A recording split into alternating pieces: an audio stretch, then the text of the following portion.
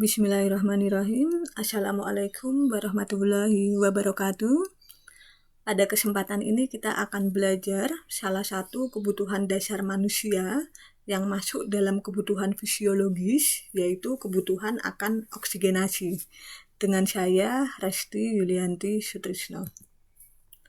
Kita akan awali dengan mereview sistem yang berperan pada proses oksigenasi. Terdapat dua sistem besar, yaitu sistem kardiovaskuler dan sistem respirasi yang akan berperan dalam mensuplai oksigen dalam pemenuhan kebutuhan tubuh. Sistem respirasi nanti akan berperan pada proses ventilasi, difusi, dan perfusi. Bagaimana oksigen dari atmosfer ke alveoli hingga akhirnya nanti bisa masuk ke sel. Dan yang kedua adalah sistem kardiovaskuler. Sistem ini yang berperan dalam menyediakan mekanisme transportasi untuk mendistribusikan oksigen ke sel maupun jaringan, serta mengembalikan karbon dioksida dari sel jaringan ke sistem respirasi. Pada proses oksigenasi ini juga berperan regulasi pada syaraf dan kimiawi, yang mana nanti akan mengontrol laju maupun kedalaman dari pernafasan sebagai respon terkait perubahan kebutuhan oksigen di jaringan. Terdapat 3 tahapan dari proses oksigenasi. Yang pertama adalah ventilasi, kemudian yang kedua difusi, dan yang ketiga adalah perfusi. Ventilasi merupakan proses pergerakan udara ke dalam dan keluar paru, dari atmosfer sampai ke alveoli. Terdapat dua aktivitas utama pada ventilasi, yaitu inspirasi dan ekspirasi. Inspirasi merupakan proses yang aktif, yang distimulus oleh reseptor kimiawi di aorta, dan ekspirasi adalah proses yang pasif berdasarkan sifat elastisitas dari daya recoil paru. Sedangkan yang kedua adalah difusi, yaitu pertukaran oksigen dan karbon dioksida di alveoli dan membran kapiler. Kemudian yang ketiga adalah perfusi. Perfusi ini adalah kemampuan sistem kardiovaskuler untuk memompa darah yang teroksigenasi ke seluruh jaringan dan mengembalikan darah yang terdeoksigenasi atau mentransport dari karbon dioksida untuk kembali ke paru-paru.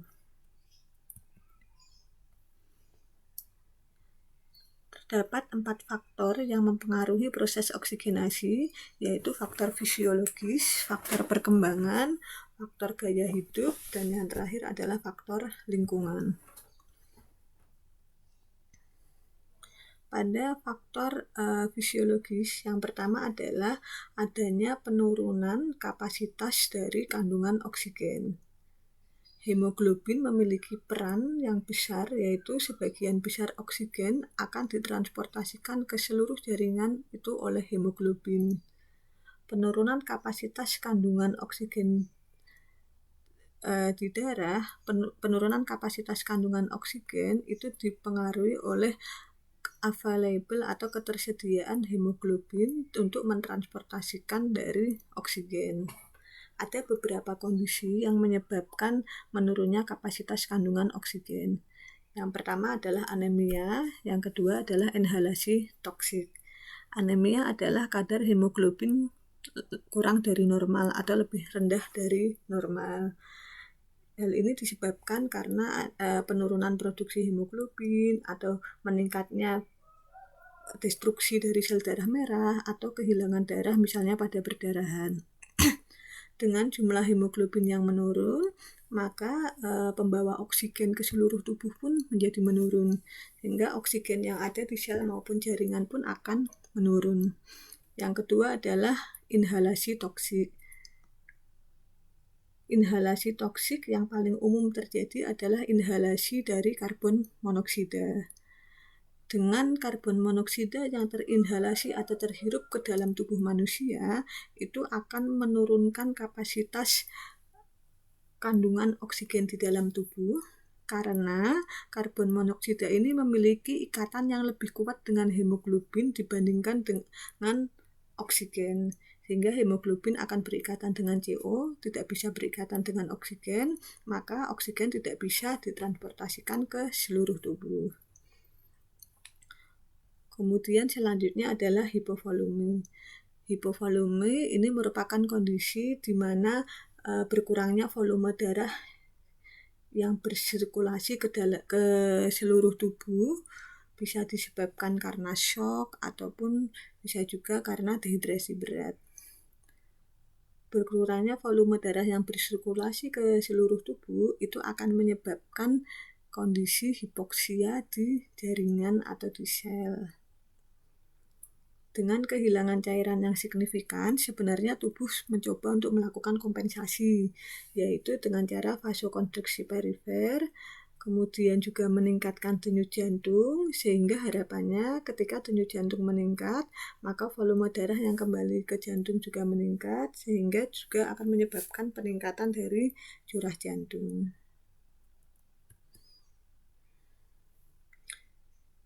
Faktor fisiologi yang lain adalah penurunan konsentrasi oksigen yang dihirup. Ketika konsentrasi oksigen di atmosfer itu menurun, maka kapasitas kandungan oksigen di darah juga akan menurun. Penurunan fraksi konsentrasi oksigen yang dihirup itu bisa disebabkan oleh beberapa hal. Yang pertama adalah karena adanya obstruksi pada jalan nafas atas maupun bawah.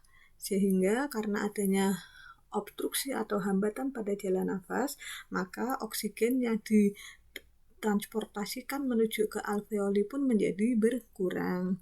Kemudian yang kedua adalah penurunan oksigen yang ada di lingkungan itu sendiri.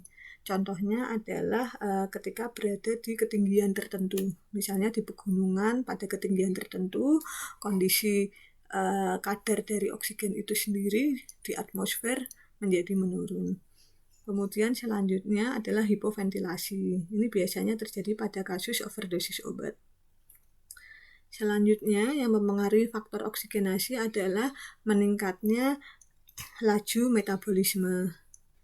Peningkatan aktivitas metabolisme akan menyebabkan peningkatan kebutuhan oksigen, karena untuk terjadinya proses metabolisme kita membutuhkan oksigen. Biasanya peningkatan laju metabolisme itu normal pada kondisi misalnya ibu hamil, kemudian penyembuhan luka, kemudian olahraga. Sedangkan ada kondisi lain yang menyebabkan peningkatan laju metabolisme, yaitu pada saat demam.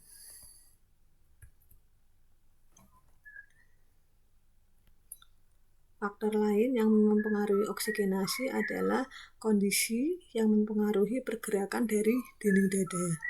Contohnya adalah ibu hamil, obesitas, kemudian kelainan muskuloskeletal, trauma, penyakit neuromuskular, kemudian perubahan sistem saraf pusat, pengaruh penyakit kronik yang lain.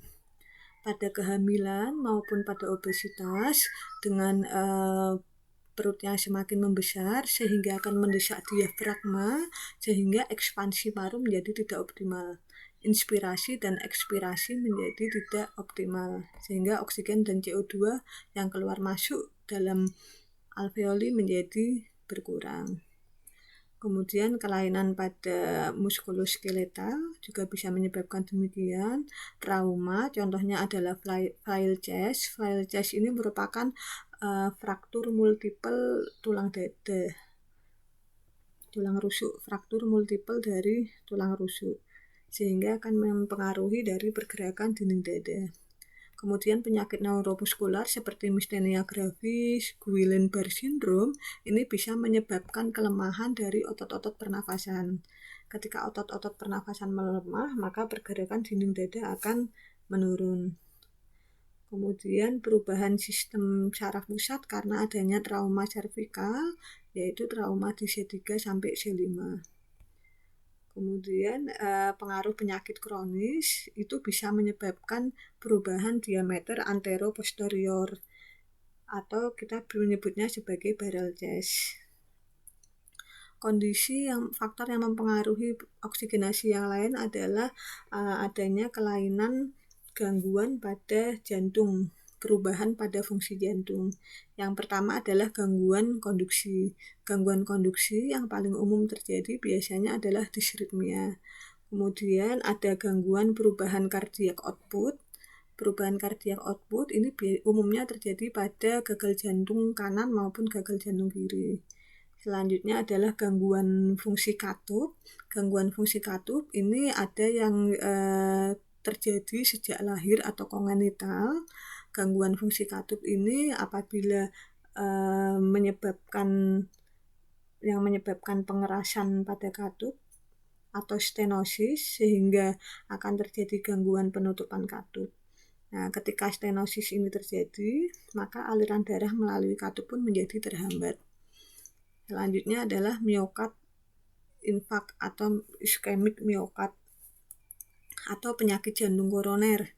Ini nanti bisa berpengaruh pada kemampuan otot-otot jantung untuk berkontraksi, sehingga darah yang keluar untuk mengalirkan oksigen ke seluruh tubuh menjadi menurun. Selanjutnya, faktor yang lain adalah perubahan pada fungsi pernafasan.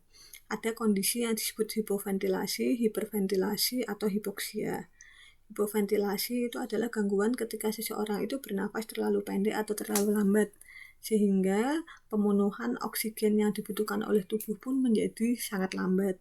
Hal ini biasanya juga disertai dengan kondisi hiperkapnia atau peningkatan kadar karbon dioksida di dalam sistem pernafasan. Contohnya pada kasus atelektaksis, kolaps alveoli, atau kasus PPOK.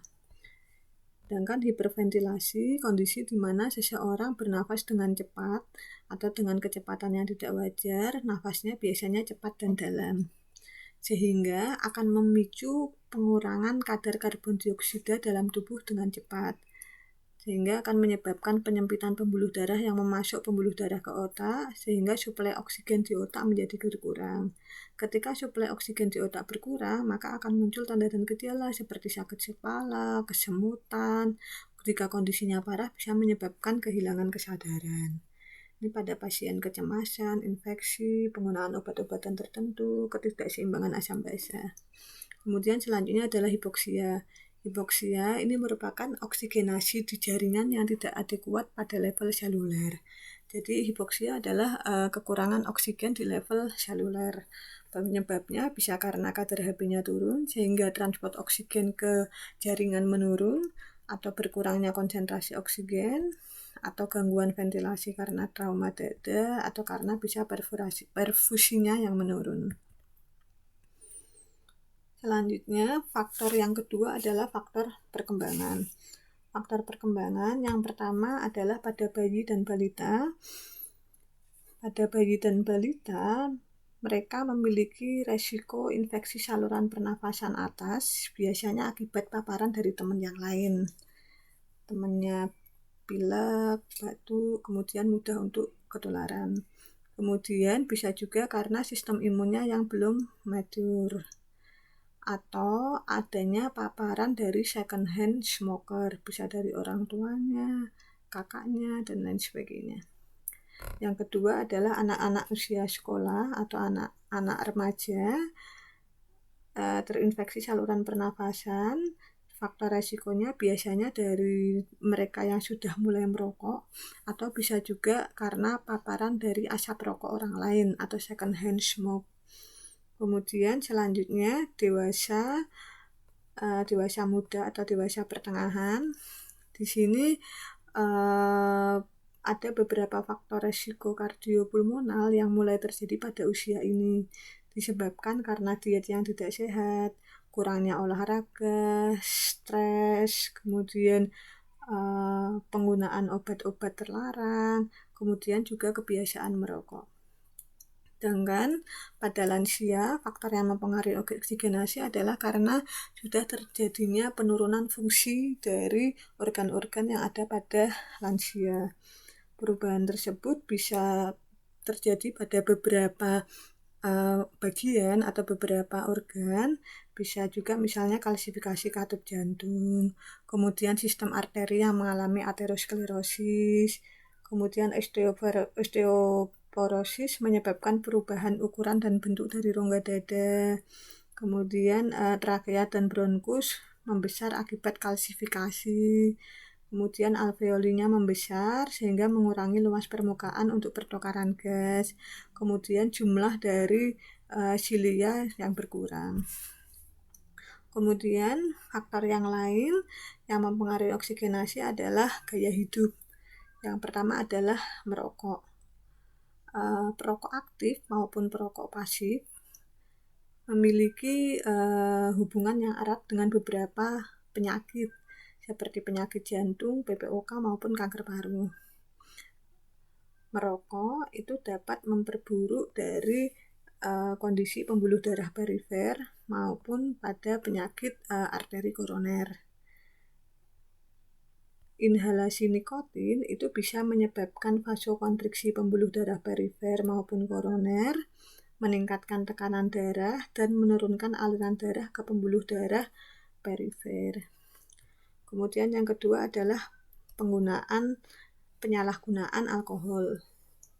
Penggunaan alkohol yang berlebihan maupun obat-obat tertentu itu dapat menekan pusat pernafasan. Ketika pusat pernafasan tertekan, maka akan mengurangi laju dan kedalaman pernafasan atau respirasi, sehingga jumlah oksigen yang dihirup pun menjadi menurun. Kemudian selanjutnya adalah exercise atau olahraga. Olahraga akan meningkatkan aktivitas metabolisme sehingga kebutuhan oksigen akan meningkat. Sehingga tingkat laju pernafasan atau respirasi rate maupun kedalaman dari pernafasan juga akan meningkat. Sehingga memungkinkan orang yang berolahraga tersebut untuk menghirup lebih banyak oksigen dan menghembuskan karbon dioksida. Program latihan fisik sebenarnya memiliki banyak manfaat. Orang yang berolahraga 30-60 menit setiap hari memiliki denyut nadi dan tekanan darah yang lebih rendah, meningkatkan aliran darah. Kemudian selanjutnya adalah stres. Keadaan stres yang terus-menerus atau kecemasan yang parah itu dapat meningkatkan laju metabolisme sehingga kebutuhan oksigen pun menjadi meningkat. Kemudian selanjutnya adalah faktor lingkungan. Faktor lingkungan, insiden penyakit paru itu biasanya lebih tinggi di daerah urban atau di daerah perkotaan dibandingkan di daerah pedesaan. Hal ini terkait dengan adanya asap atau polusi udara yang ada di daerah perkotaan.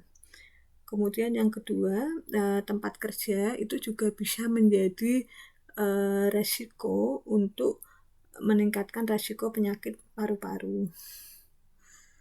Ada beberapa polutan yang kemudian bisa menjadi faktor resiko untuk proses oksigenasi seperti asbes, kemudian debu, kemudian serat di udara, kemudian powder. Contohnya pekerja pertanian di daerah Amerika Serikat bagian barat daya, dia beresiko kokidiodomisosis. Itu merupakan penyakit jamur yang disebabkan oleh inhalasi spora dari bakteri Coccidioides atau bisa juga asbestosis.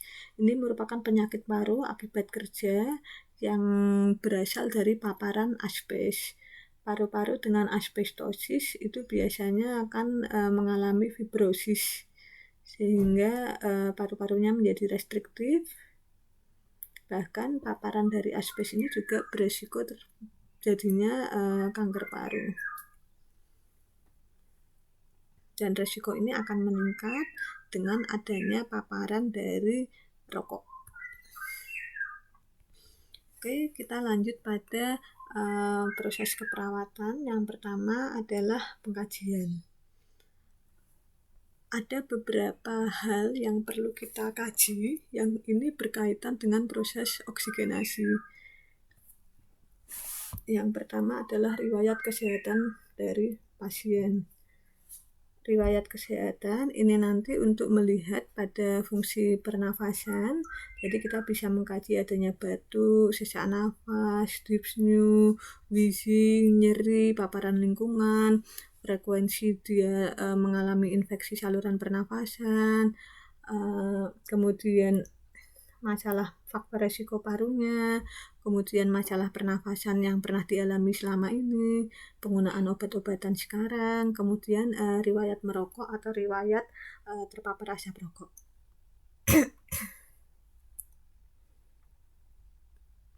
Sedangkan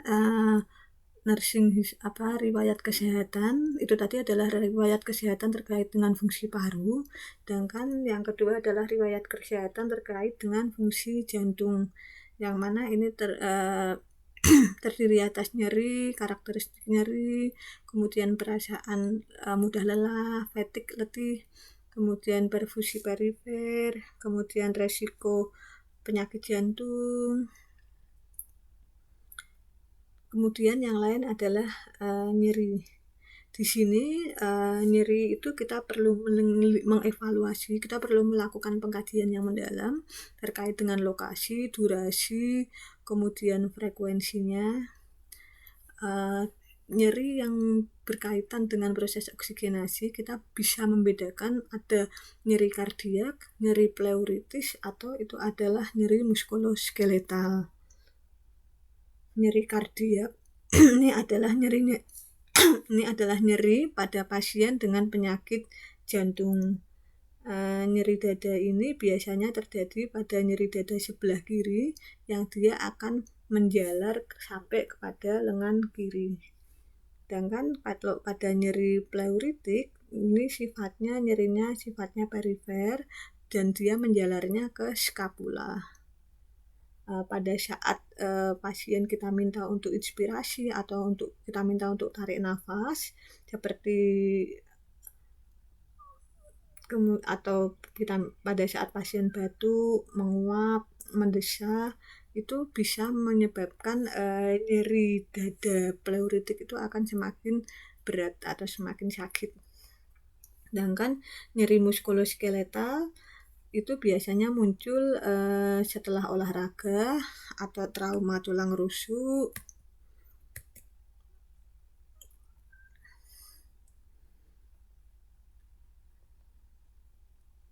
Kemudian selanjutnya adalah dyspnea atau sesak nafas. Dyspnea ini merupakan tanda klinis dari hipoksia. Dyspnea ini merupakan sensasi subjektif di mana pasien merasakan ketidaknyamanan pada saat bernafas, atau dia akan mengatakan saya merasakan sesak nafas, tidak nyaman, atau nafasnya berat.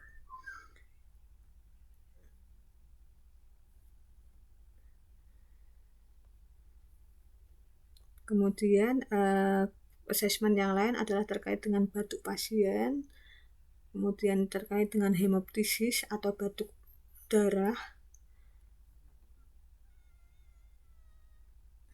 Jadi ini perlu dievaluasi apakah berkaitan dengan perdarahan dari saluran pernafasan atas, kemudian adanya suara wheezing, kemudian adanya paparan dari lingkungan, kemudian ada smoking. Kita perlu melihat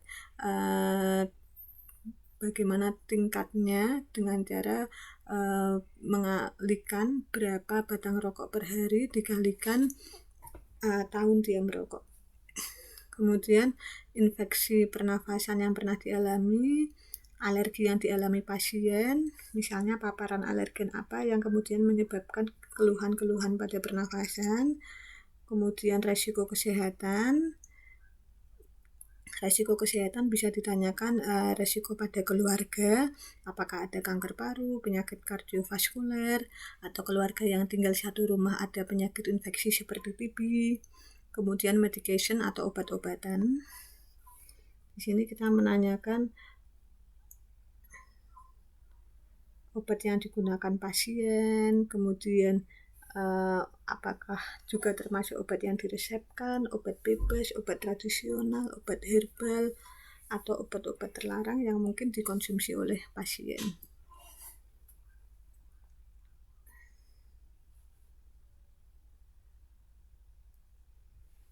Ada pada saat pengkajian kita bisa menanyakan beberapa hal. Yang pertama adalah kita tanyakan masalah terkait dengan kardiopulmonar, apa masalah pernafasan yang dia alami. Kemudian apa problem yang dia rasakan, apakah pasien merasakan nyeri dada, denyut jantungnya cepat pada waktu tertentu, atau selama atau setelah latihan, atau sepanjang waktu. Kemudian kita tanyakan tanda dan gejalanya, bagaimana, apakah terjadi perubahan pola pernafasan, apakah dia batuk berdahak, apakah ini berbeda dengan kondisi sebelumnya, apakah dahaknya warnanya apa, apakah kuning, hijau, atau warnanya putih, apakah pasien mengeluhkan adanya nyeri dada. Kemudian onset dan durasinya bisa kita tanyakan juga. Jika pasien mengeluhkan nyeri dada, apa yang menyebabkan rasa sakit, apa yang menyebabkan nyeri dada tersebut, berapa lama. Kemudian kita juga bisa menanyakan onset dan durasi terkait dengan dahak, sejak kapan dahaknya berubah warna. Kemudian kita bisa tanyakan tentang batuknya, apakah batuknya semakin buruk atau semakin memberat, berbeda tidak polanya dengan batuk yang dulu. Kemudian tingkat keparahan atau severity, kita bisa menilai sesak nafas dengan menggunakan skala 0 sampai 10, yang mana 0 tidak sesak dan yang 10 adalah sesak paling berat. Kemudian apa yang dapat meringankan dari sesak nafasnya. Kemudian apa yang dia lakukan ketika sesak nafas itu terjadi. Kemudian faktor predisposisi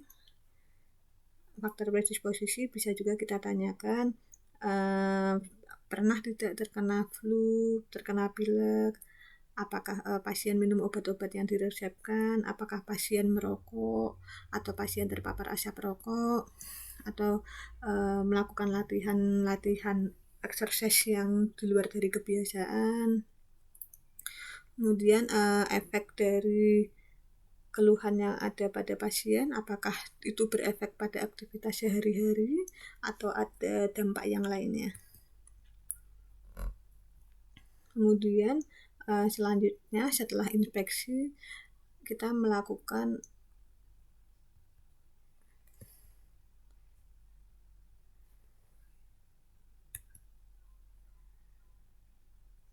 palpasi, yaitu palpasi pada dinding dada, kemudian palpasi pada ekstremitas, palpasi pada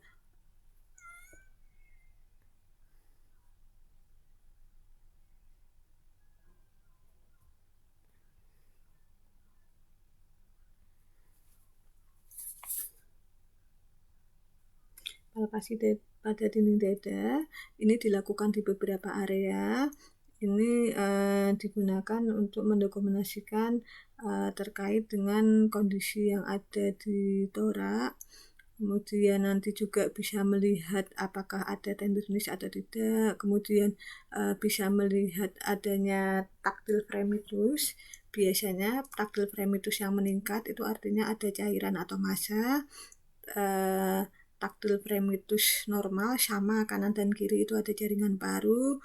Taktil fremitusnya menurun itu berarti ada tambahan udara atau kelebihan udara, misalnya pada pneumotoraks.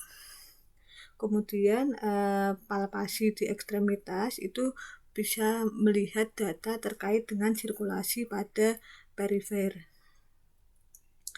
Misalnya terkait dengan keberadaan dari kekuatan dari pulsasi perifer. Kemudian suhu kulit, kemudian terkait dengan warna kulit, juga terkait dengan kapilari refill time. Kemudian palpasi kaki dan tungkai ini untuk menentukan ada tidaknya dari edema. kemudian palpasi di leher dan ekstremitas untuk menilai aliran darah dari arteri, apakah dirasakan adanya denyut nadi atau tidak, denyut nadinya kuat atau lemah. Selanjutnya adalah perkusi.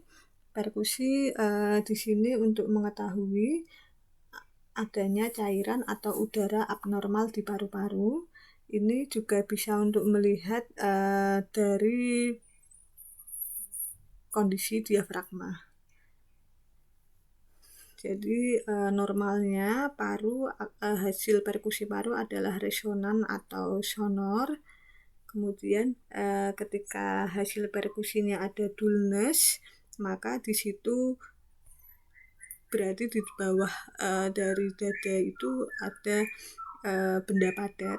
Misalnya, berarti kita sudah menyentuh area liver, atau ketika ada tumor atau ada lobar pneumonia lobaris. Kemudian kalau hiperresonan itu kondisi yang tidak normal, biasanya bisa terjadi pada kondisi pneumotorak atau emfisema, sedangkan pada timpani itu bisa pada pneumotorak yang luas.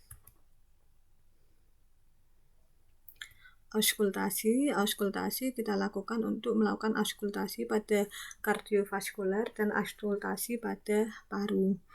Auskultasi pada kardiovaskular di sini untuk melihat S1 S2 normal dan juga untuk melihat adanya abnormalitas pada S3 dan S4 atau galop, mendengarkan adanya murmur atau rock, kemudian juga mengidentifikasi lokasi, radiasi, intensitas. Kemudian pada suara paru, auskultasi paru ini dilakukan di seluruh lapang paru, baik di anterior, posterior maupun lateral.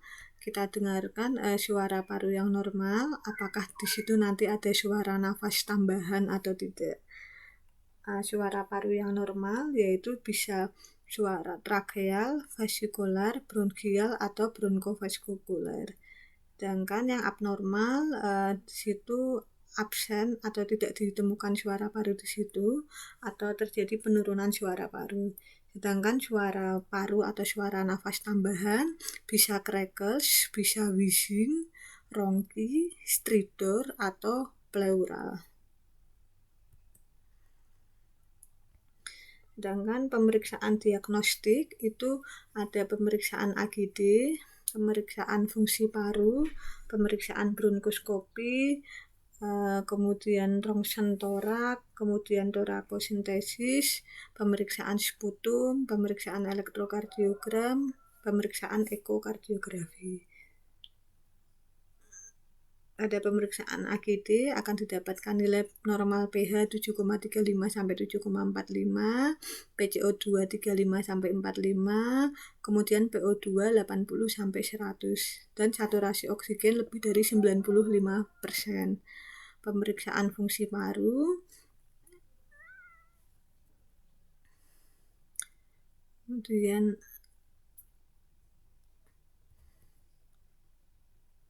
selanjutnya adalah hipoksemia. Hipoksemia yaitu kondisi di mana terjadi penurunan konsentrasi oksigen di dalam darah arteri. Kalau hipoksia tadi penurunan konsentrasi oksigen di dalam sel. Hipoksemia dikatakan hipoksemia ketika PaO2 itu lebih rendah dari normal.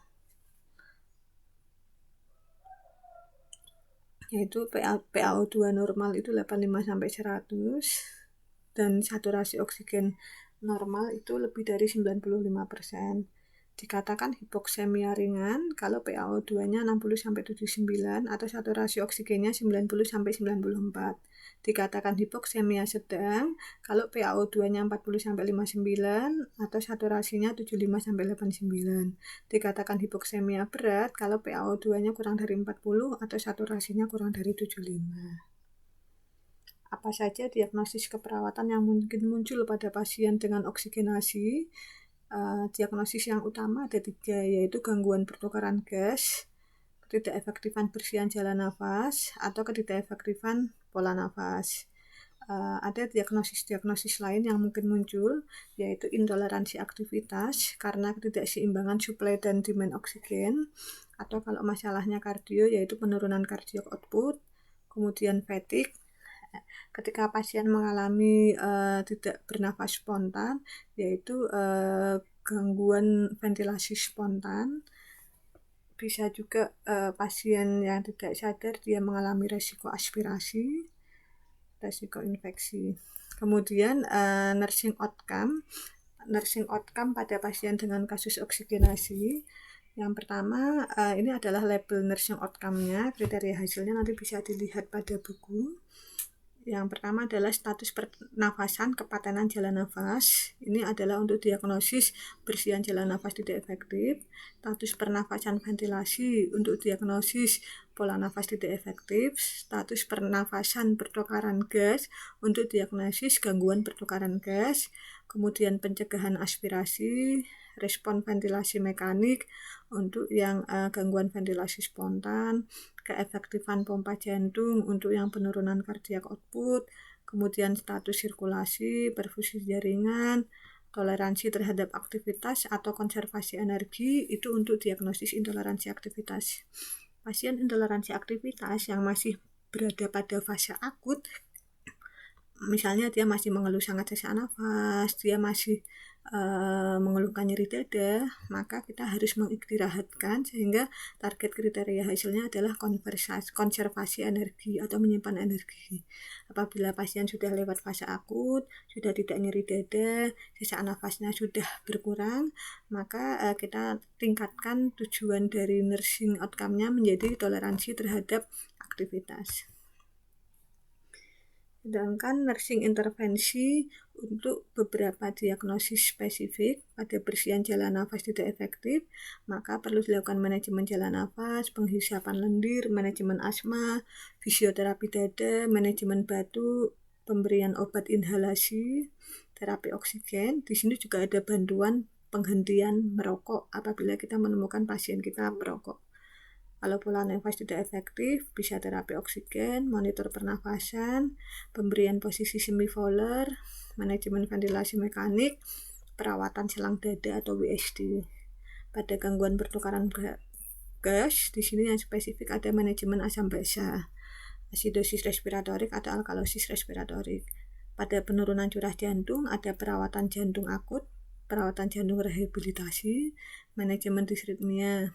Pada intoleransi aktivitas, ada terapi aktivitas, perawatan jantung rehabilitasi, manajemen energi, bantuan perawatan diri atau self-care, ada peningkatan tidur. Implementasi yang terkait dengan oksigenasi itu ada beberapa hal. Yang pertama adalah terkait dengan health promotion atau promosi kesehatan. Yang pertama adalah vaksinasi. Vaksin flu itu bisa direkomendasikan untuk semua orang yang berusia 6 bulan atau lebih. Yang kedua adalah gaya hidup yang sehat, identifikasi faktor resiko yang mungkin muncul pada pasien, kemudian dorong pasien untuk makan makanan yang rendah lemak, kemudian makanan-makanan yang tinggi serat, kemudian memantau kadar kolesterolnya, kemudian mengurangi stres, melakukan olahraga, mempertahankan IMT atau indeks massa tubuh yang proporsional. Kemudian selanjutnya adalah health promotion terkait dengan polutan lingkungan, jadi bisa menghindari dari paparan dari asap rokok. Kemudian apabila kondisinya adalah kondisi pada fase akut, maka beberapa tindakan yang bisa dilakukan yaitu misalnya manajemen dyspnea. Pada manajemen dyspnea nanti di sini kita perlu berkolaborasi untuk pemberian terapi farmakologi seperti bronkodilator, inhalasi steroid, mukolitik, atau bisa juga memberikan terapi oksigen atau juga dengan teknik relaksasi atau dengan kontrol pernafasan, terapi pernafasan, atau juga latihan batuk efektif. Kemudian yang kedua adalah manajemen airway maintenance, jadi mempertahankan jalan nafas supaya jalan nafas itu tetap paten. Salah satunya yaitu dengan kita mempertahankan dari hidrasi. hidrasi yang memadai itu dapat mencegah sekret yang tebal. Selain itu juga bisa dengan cara kita melatih pasien untuk melakukan batu efektif. Atau bisa juga kita melakukan suction, kita melakukan fisioterapi dada, atau memberikan terapi nebulizer untuk mengatasi masalah airway pada pasien.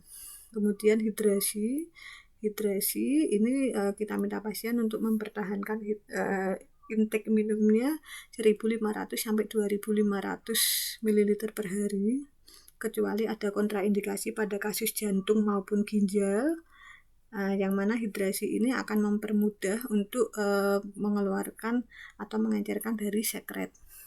Kemudian terapi yang lain yaitu dengan nebulizer, nebulisasi. Ini nanti bisa mukolitik, menghancurkan mukus, atau bisa juga berperan sebagai bronkodilator atau mendilatasi bronkus.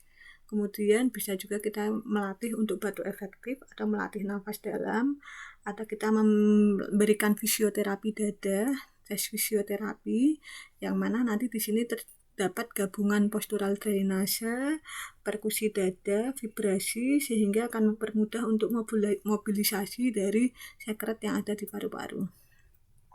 Kemudian postural drainase ini merupakan positioning untuk mempermudah supaya sekret itu bisa keluar. Kemudian ada suction, kemudian ada artificial airway, OPA atau ET tube. Kemudian kita bisa mempertahankan ekspansi dari paru dengan ambulasi, positioning, ambulasi dan positioning dengan pemberian posisi 45 derajat itu merupakan posisi yang paling efektif untuk meningkatkan ekspansi paru. Dan yang terakhir adalah pemberian terapi oksigen. Ini 2 referensi yang bisa digunakan, yaitu buku Fundamental of Nursing atau buku Ajar Pemeriksaan Fisik dan Riwayat Kesehatan. Baik, saya rasa cukup. Kita akhiri dengan membaca hamdalah dan doa penutup majelis. Wassalamualaikum warahmatullahi wabarakatuh.